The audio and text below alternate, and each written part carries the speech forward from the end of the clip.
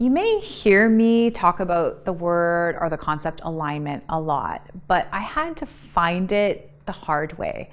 So, becoming an entrepreneur was something that I always wanted to do and dabbled in over the last 20 years, but I never went full in until I was downsized from my role as a digital media director in 2012. And 6 weeks later, I launched and resurrected Rise Media and Design.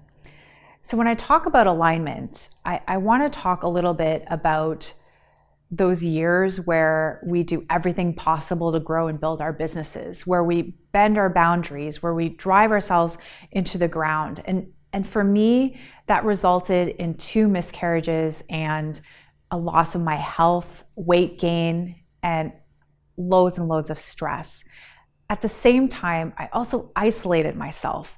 And so I had no sounding board. I had no community that understood what I was trying to do. And I often felt like a crazy person. And the more and more I worked, like the harder and harder it became. And I wasn't having fun anymore, if you can imagine. And so I started looking into the concept of less is more. What if I could create a business where I worked less but received more?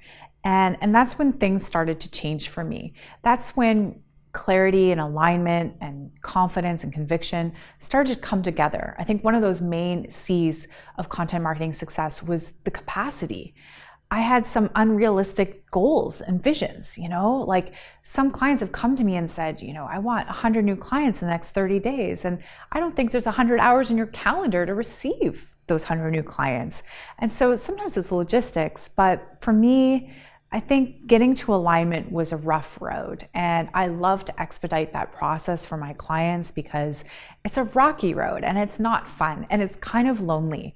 And where I love my job, what I love doing is when I'm side by side with my clients, whether that's virtually anywhere in the world or at a coffee shop once in a while. I just love the fact that they can share their ideas and their fears, and we get through those to the meat of what they're trying to do. But sometimes it just takes a conversation or someone to listen. And because I have that 20 years of the best practices in marketing industry, I mean, that's incredible. I was really good and still am really good at what I do.